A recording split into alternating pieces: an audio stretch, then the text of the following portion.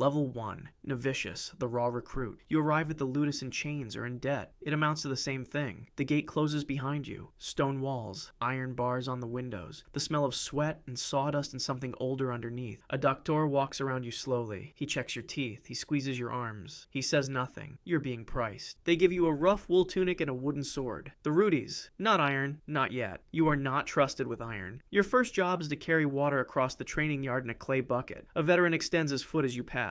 The bucket tips. The water spreads across the hot stone. No one laughs. They don't notice you enough to laugh. You fill it again and say nothing. You eat last. You sleep on a mat near the door. The men above you do not speak to you. To them, you are furniture that breathes. You had a name before you arrived here. They haven't taken it yet, but they will replace it with something the crowd can chant. That process has already begun. You just can't feel it yet. Level 2. Tiro, the trainee. The doctor calls your name one morning and points to the wooden post driven into the center of the yard.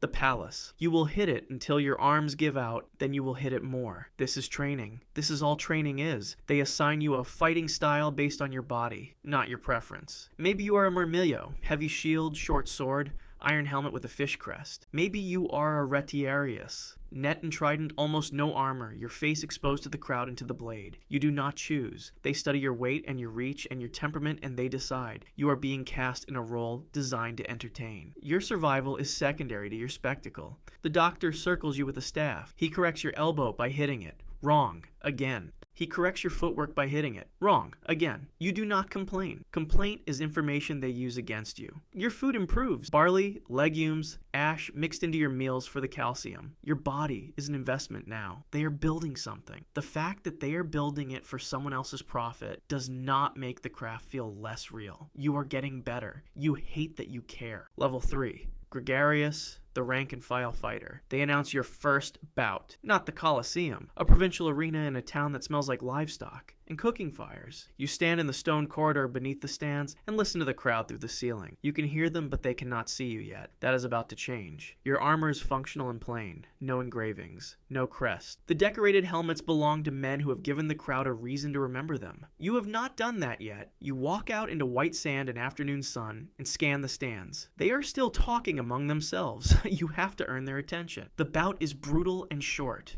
You win. The crowd applauds, politely, briefly, and goes back to their conversations. You raise your sword. A few people in the upper tier notice. You walk back through the gate. The doctor is waiting. He checks you for wounds. Adequate, he says. You have never been so grateful for a single word. You fight again and again. You learn that your death has a price, and the Lanista has already calculated it. A Gregarius who dies costs less to replace than a champion. You are not yet expensive enough to protect. You understand this the way you understand weather. It simply is. Level 4. Spectatus, the proven veteran. You have a record now. It is scratched into a wax tablet in the Lanista's office. Wins, losses, draws. The crowd knows your fighting name before the announcer says it. You sit in the middle of the dining hall. Not the back with the new arrivals, not the front with the champions. The middle. That is exactly where you are. Your helmet has a crest now. Small, bronze. You paid for it yourself from your winnings. A Novicius approaches you during the meal and asks about footwork. 6 months ago, you were invisible for asking the same question. You answer briefly. You don't make a show of it. The doctor pairs you against opponents who also have records, men who have survived enough bouts to develop habits. You have to read those habits faster than they read yours. Before a fight, you review your next opponent's record with the doctor. He has 10 wins. 3 of those men are dead. The gap between this rank and the next is where most careers end. You are skilled enough to face elite opponents. You are not yet elite enough to consistently survive them. That arithmetic follows you everywhere. The night before a major bout, a young Tiro asks if you're scared. You look at him. You stopped asking yourself that question. You say, he doesn't understand yet. He will. Level 5. Primus Palus, the first sword. You are the best fighter in the school. Every man in the yard measures himself against you. You know this because you watch them watching you. They study your footwork the way you once studied the veterans. The wheel turns. Your equipment is the finest in the Ludus. The Lanista paid for it because your appearance is marketing. Your helmet carries the school's crest. Your shield bears the school's emblem. You train alone now or against the doctor himself because there is no one else at your level. The others others watch from the edges of the yard. You stopped noticing them watching. You headline the major games now. Your bout is the final event of the day, the one the crowd stayed for. You walk into the Colosseum and the noise is physical. You feel it in your sternum like a second heartbeat. You raise your sword. The roar goes up like a wall of heat. This is what you trained for. You know that. And yet, the crowd does not want a clean technical victory. They want spectacle. You must be spectacular every single time. There is no adequate performance. There is only the last one and the next one. The pressure has changed character. You are no longer being built. You are being consumed, one fight at a time. Level 6, Rudiarius, the freed fighter who returns. The Lanista calls you to his office. He sets a wooden sword on the table between you. The Rudis, the symbol of freedom. You have earned it. He slides it across the desk and waits. You take it. You walk out of the ludus a free man. You find a room near the market. You cook your own meals. You sleep as late as you want. You walk the city without an escort. No one tells you when to train. No one checks your wounds. You are self-governing for the first time in your adult life. 3 months later, you go back. You sit across from the Lanista and you negotiate your own terms. Which bouts, which opponents, what share of the purse. He agrees to most of it because your name alone sells the program. You are the only man in the school who chose to be here. The others carry the Rudis as a goal. You carry it at your belt as a question you are still answering. The arena is the only place where you feel the full weight of yourself. Outside the walls, civilian life felt thin, quiet in a way that had no medicine. You returned because freedom, without the thing that gave your day shape, turned out to be its own kind of cage. You step back through the gate, free man, returning anyway. Level 7, Doctor, the trainer. You no longer fight, you hold the staff now. You stand at the edge of the yard at dawn and watch a Tiro drill against the Palus and see every flaw simultaneously. The dropped elbow, the weight on the wrong foot, the tell in the eyes before the strike. You see it before he knows he's doing it. That is the job. You assess the new arrivals. You determine who has potential and what style fits their body, and whether the Lanista's money is worth spending on them. Most of them will not make it past the first year. You know this at intake. You train them anyway, because the ones who do make it require that you trained everyone. The men fear you more reliably than they fear death, because death is abstract, and you are here every morning with a staff and a standard they cannot reach yet. When you stop speaking,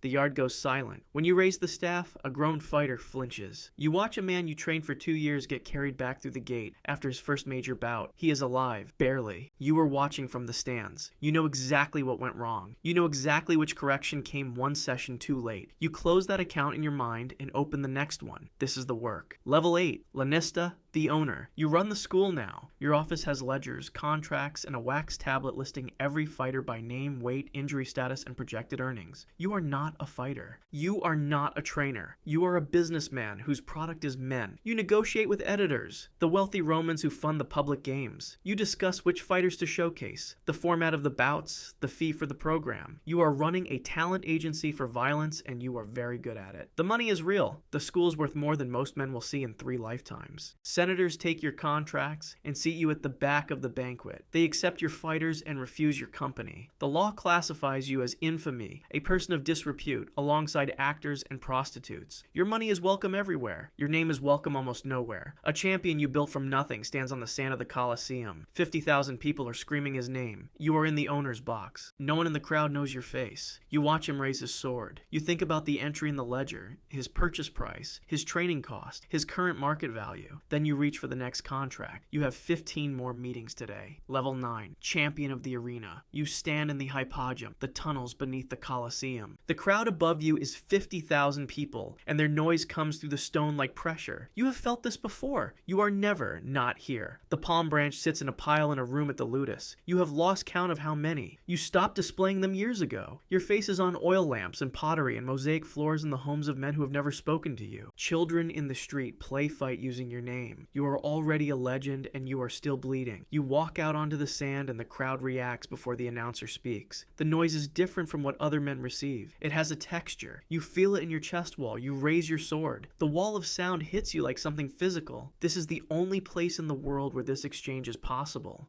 But your body is beginning to inventory its damage. The shoulder that locks in cold weather. The knee that swells after every bout. The sleep that comes in pieces and ends in darkness. Outside these walls, you are a man with scars, and a name that requires the arena to mean anything. The crowd loves what you do to other men. The day you can no longer do it, the love ends. There is no retirement. There is no no plan. The gate is the only place where freedom and captivity feel like the same thing. You pull on your helmet, the gate opens. White sand, open sky, you walk through. You always walk through. Not because the Lanista requires it, not because Rome demands it. Because out there past that gate is the only place you have ever felt free. That is what the arena gave you. That is what it took